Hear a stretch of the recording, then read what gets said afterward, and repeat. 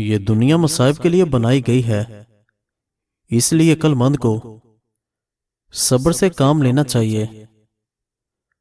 اس وقت تک کسی سے دوستی نہ کرو جب تک اس کو غصے میں نہ دیکھ لو۔ اس کو اپنا کوئی راز مت بتاؤ جس کا کوئی راز تمہارے پاس نہ ہو۔ ہم کو گرا ہوا دیکھنا چاہتے ہیں، ہائے ہمارا سہارا لے کے اٹھنے والے لوگ۔ جب عقل کو زنگ لگ جائے، زبان فضول بولنے لگ جاتی ہے۔ بیٹی وہ پھول ہے جو ہر آنگن میں نہیں کھلتا۔ اللہ پاک ہر بیٹی کا نصیب اچھا کرے۔ باپ امیر ہو یا غریب، بیٹیوں کے لیے ان کا بادشاہ ہوتا ہے۔ کمزور لوگ موقعوں کی تلاش میں رہتے ہیں، جبکہ باہمت انسان خود مواقع پیدا کرتے ہیں۔ دوسروں کو بے سکون کرنے والا کبھی سکون نہیں پا سکتا۔ آپ برداشت اور معاف کرنا سیکھ جاؤ تو ڈپریشن ختم ہو جائے گا۔ دعا دوسروں کے لیے مانگے، مراد آپ کی بھی پوری ہوگی۔ نبی پاک صلی اللہ علیہ وسلم نے فرمایا، دو لوگوں پر رشک کرنا چاہیے، ایک وہ دولت مند جو اللہ کے راستے میں مال خرچ کرتا ہے، اور دوسرا وہ عالم جو علم کے ذریعے فیصلے کرتا ہے۔ غصہ ماچس کی تیلی ہے جو دوسروں کو جلانے سے قبل خود جلتی ہے۔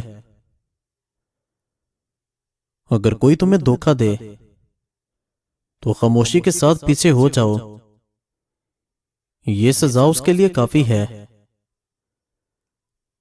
بڑوں سے لڑا نہیں کرتے، بس اختلاف کیا کرتے ہیں۔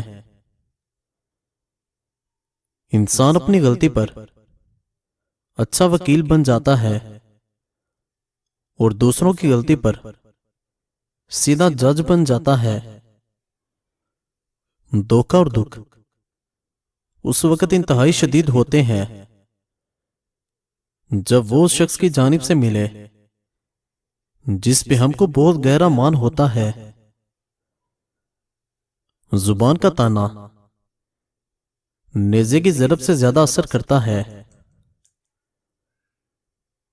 اپنی نیتوں کو اپنی خواہشات کے لیے اتنا پاک رکھو کہ تمہارے سوچنے سے قبل اللہ تمہاری خواہش کو پورا کر دے۔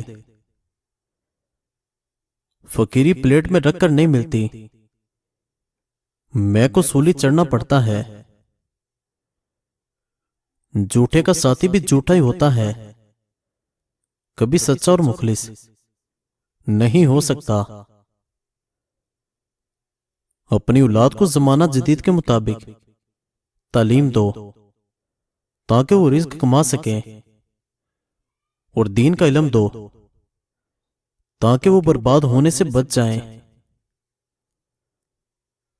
اچھے وقت میں غرور سے بچنا اور مشکل وقت میں نا امید نہ ہونا اہل دانش کی نشانی ہے۔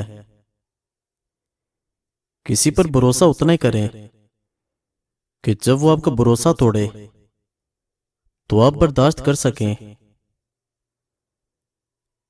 اہل جنت کی چار نشانیاں: مسکراتا چہرہ، نرم زبان، رحم کرنے والا دل، عطا کرنے والا ہاتھ۔ ہر کسی کو دل میں اتنی جگہ دو جتنی وہ تمہیں دیتا ہے، ورنہ یا تو خود رو گے یا وہ تم کو رلائے گا۔ جس نے کسی مومن کو خوش کیا، اللہ تعالیٰ قیامت کے دن اس کی آنکھوں کو ٹھنڈا کرے گا۔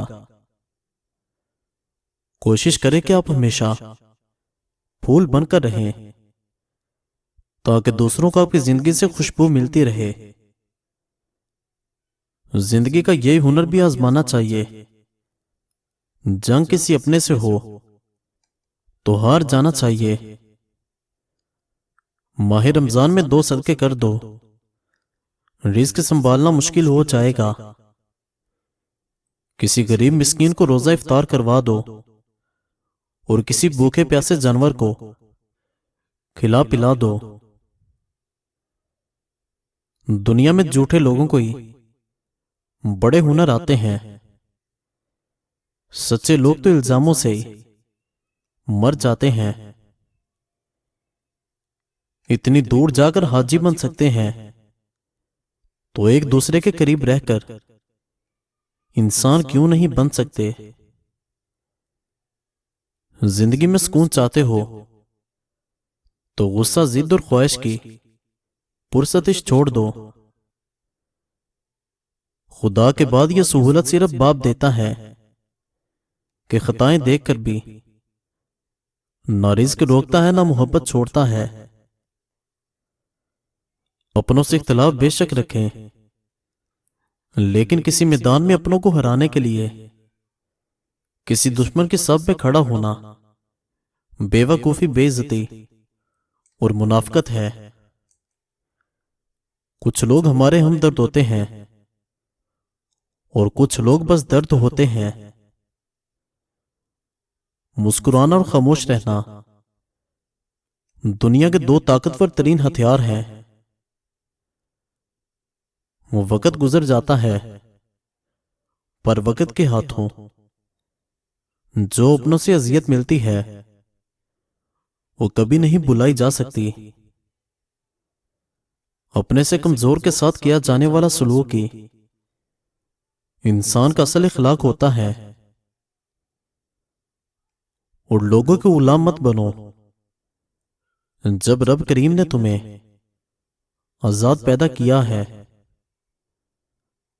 اگر تم کسی کو چھوٹا دیکھ رہے ہو، تم اس کو دور سے دیکھ رہے ہو یا پھر غرور سے دیکھ رہے ہو۔ خوبصورت کردار کے لوگ نصیحت بہت کم کرتے ہیں، کیونکہ ان کے عمل اور کردار ہی نصیحت ہوتی ہے۔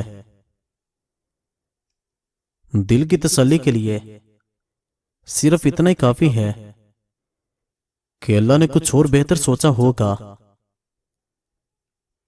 جو لوگ آپ کا مقابلہ نہیں کر سکتے وہ آپ سے نفرت شروع کر دیتے ہیں۔ رشتے جوڑنے کے لیے کبھی اندھا، کبھی گونگا، کبھی بہرا ہونا پڑتا ہے۔